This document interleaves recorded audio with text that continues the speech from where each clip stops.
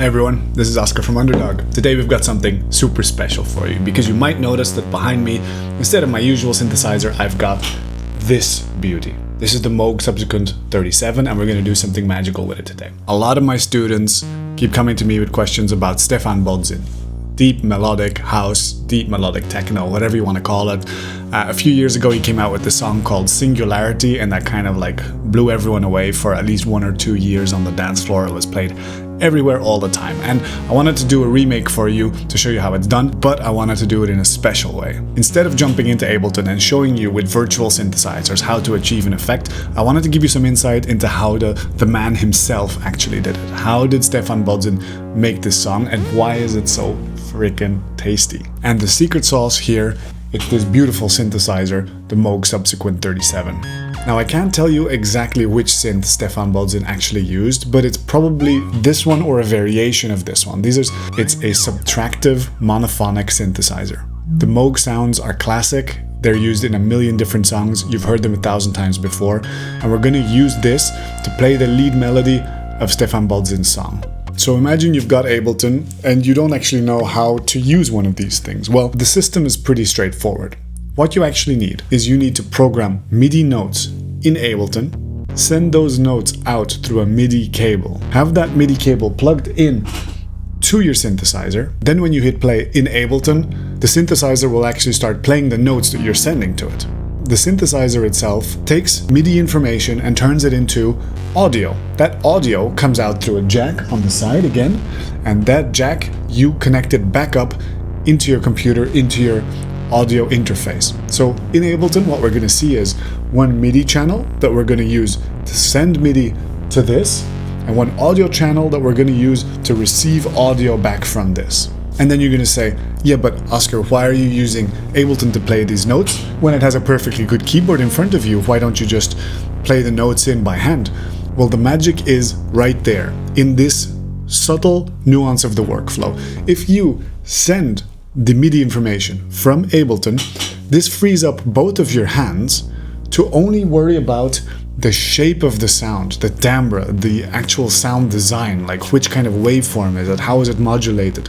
And you can then spend your time hunting for sweet spots. You can get into a trance, you can get into a meditative state where you're just listening to the sound, tweaking with your hands, and at one moment you're going to get goosebumps. At one moment you're going to say, when I switch this button just the right amount, something amazing happens. And the whole time that you're doing that, you record the audio. Then later on, you can take that audio and place it back into your track like samples. You can cut and paste just the best parts. So let's jump into Ableton and just set this up.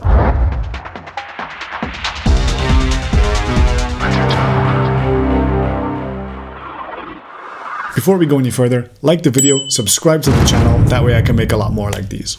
If you are in Brussels, show some love to Music City, the store in Rue du Midi, where they gave me this synthesizer for the weekend to do this video for you. So do check them out if you have time.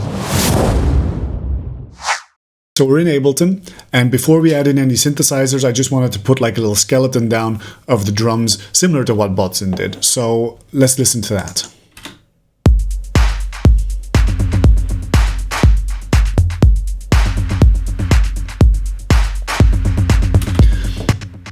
A really quick tour of these drums is there's the kick, then there's a tom, which just plays every now and then at the end of a phrase.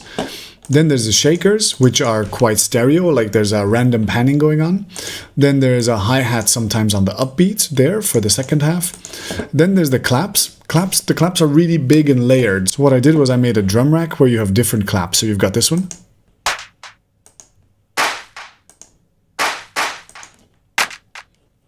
So they just play alternating patterns until I kind of felt like it worked. And one of them has a delay on it, so you get that kind of echoey effect. This gives the clap the feeling that there's like a lot going on, a lot of information, and that way you can get away with not having too much other percussion.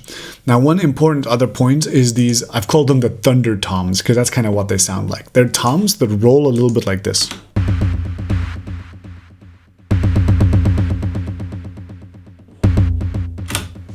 What these do is they give a little bit of spice and groove in the low end, and then later on you're going to notice that we actually do a special sound design thing where we combine the toms and the noise that comes out of the synthesizers. But more about that later. So let me collapse all the drums by hitting Alt and collapse. That way you only see the drum group like this. And let's talk a little bit about the harmony. You can get the harmony information for this song on chordify.net. It's just 2 chords, like it's these 2 chords.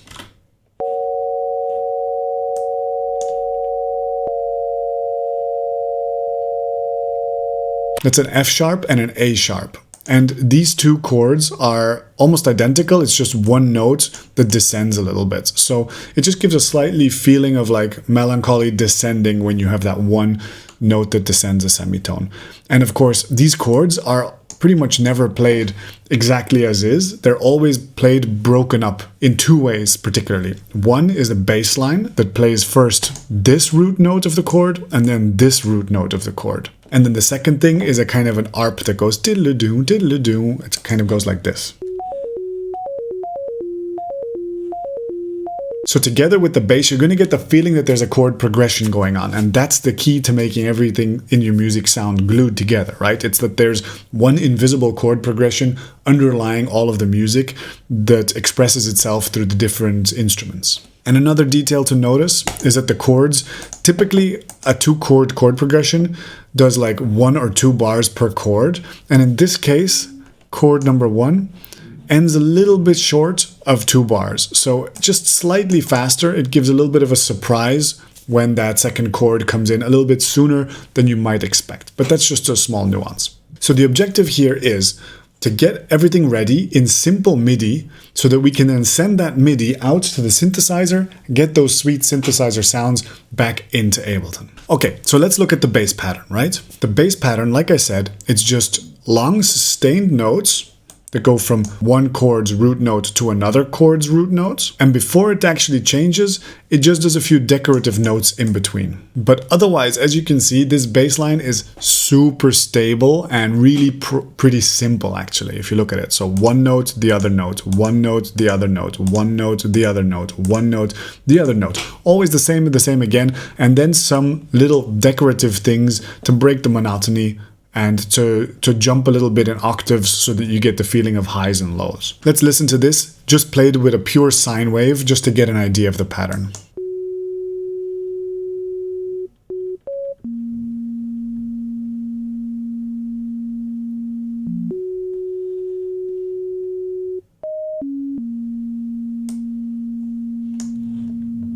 Okay, pretty simple, right? Can you imagine how this is really the information that's going to turn into the lead synthesizer?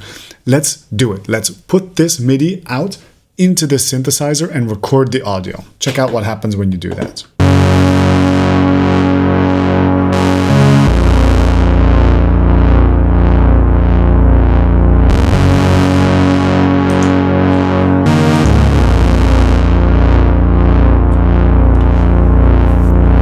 That's beautiful, isn't it?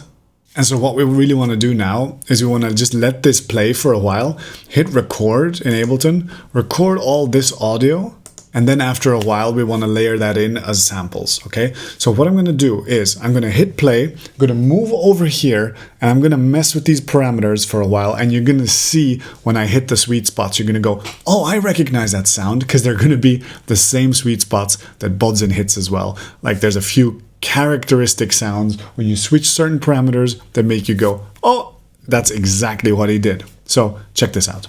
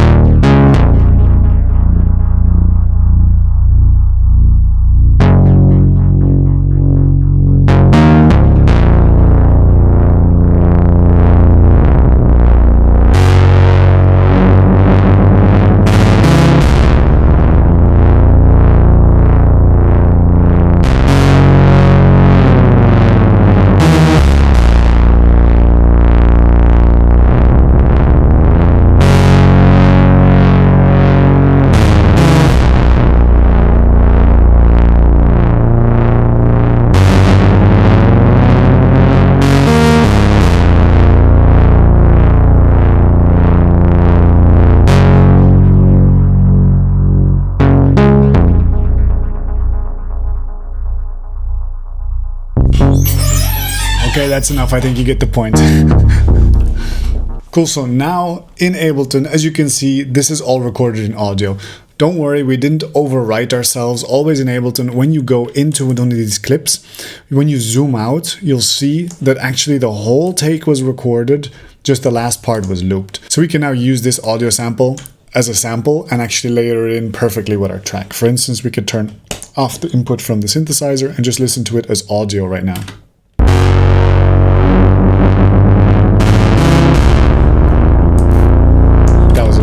Tune, so let me just loop a better part from the start. Okay, and let me now play with the drums.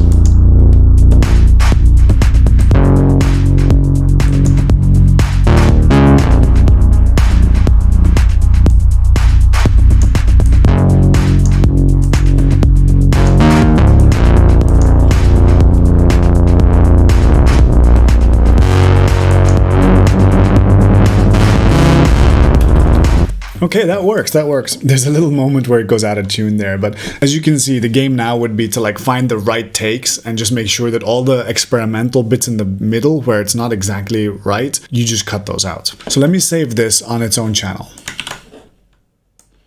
And now let's do the same exercise, but let's record the ARP. So all I've got to do is I've got to go to the ARP. I've got to remove all of the other things that I've put on there. And then the MIDI output, I've got to route it to my output, which comes from my audio card. So we repeat the process again. I just hit play on this. I go over here, get into the zone, work a little bit on this, and then record only the best bits. So let's do that.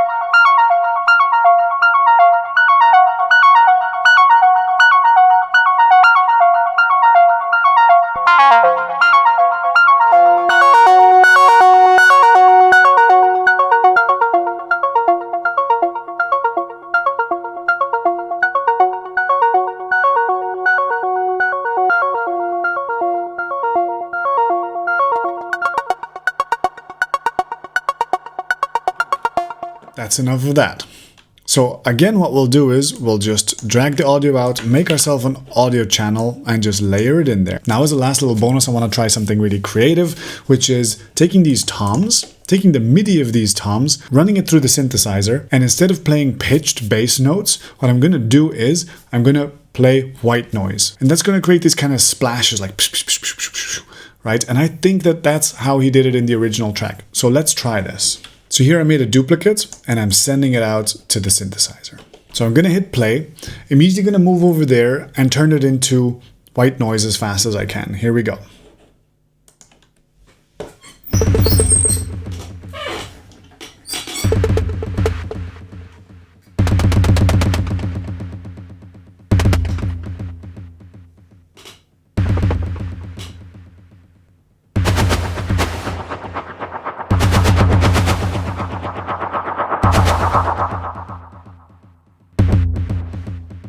This can be a layer that we layer in with the toms that gives it a little bit of extra depth. Let's loop a section of it, drag it into our group, find a section that we like.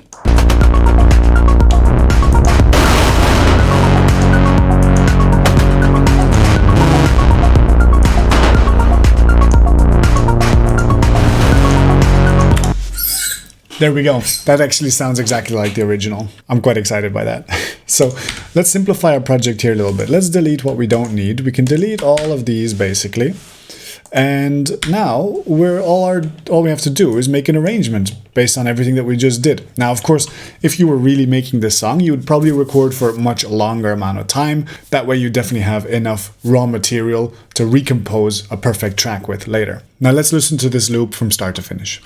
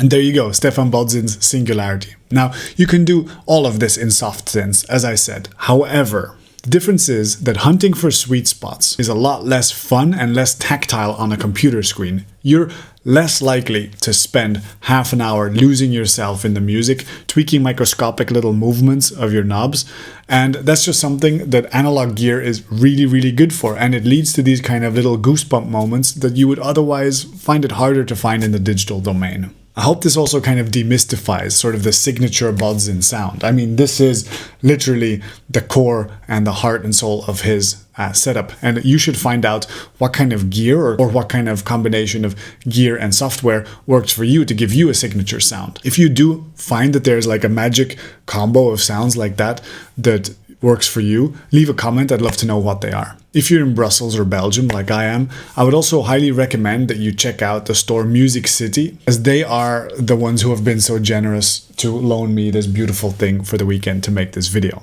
If you thought this was cool, like, subscribe, and also leave me a comment to let me know what you'd like to see me do next. If there are any artist sounds that you'd like me to identify, show you how to do them, just let me know. If you'd like to learn how to do something like this in your own style and in a more structured context, we run online classrooms at www.underdog.brussels with real teachers, including myself, where we walk you through the essentials of getting the sound that you want and also teach you in a more structured environment with some personal coaching and attention on how to get your electronic music to sound the way you want it to sound. I hope that was helpful for you. Check out one of our other videos here. Stay producing, be good to one another, and take care. Bye-bye.